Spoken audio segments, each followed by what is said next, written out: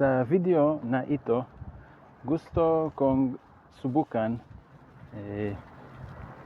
makipag-usap sa Tagalog lang. Nag-aaral ako ng Tagalog ng 1 taon. Humulang. Ito ang level ko na yon pagkatapos 1 taon ng pagkatuto. Hindi fluent na ako, pero ang pakaramdaman ko ay meron progress. Kahit hindi perfecto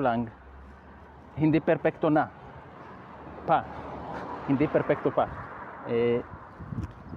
At gusto ko mag-share ang journey ko at ang pagkatuto ko.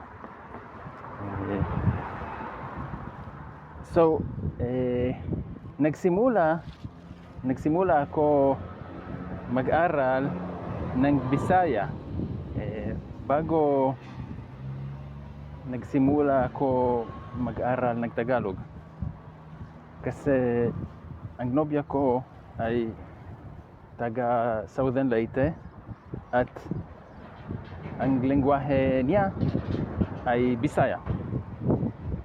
Kaya nagdesisyon ako mag-aral ang lengguwahe na ito. Pero pagkatapos sa tingin ko siguro 3 buwan, nagdesisyon ako magbago at lilipat sa Tagalog. At siguro sa ibang video kaya ko magkwento bakit. At nagbago ako sa Tagalog sa tingin ko sa August 2025 at ngayon August 2026. Kaya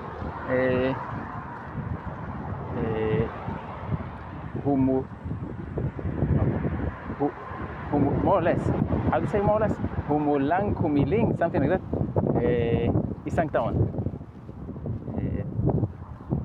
At hindi marunong ko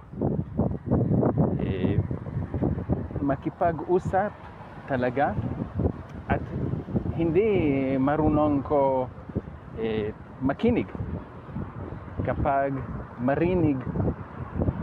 naririnig ko ng Tagalog. Pero masaya ako sa progress ko, at sa tingin ko siguro kung nagpatatuloy ako 1 pa taon o 2 pa taon, umaasa ko na pwede ko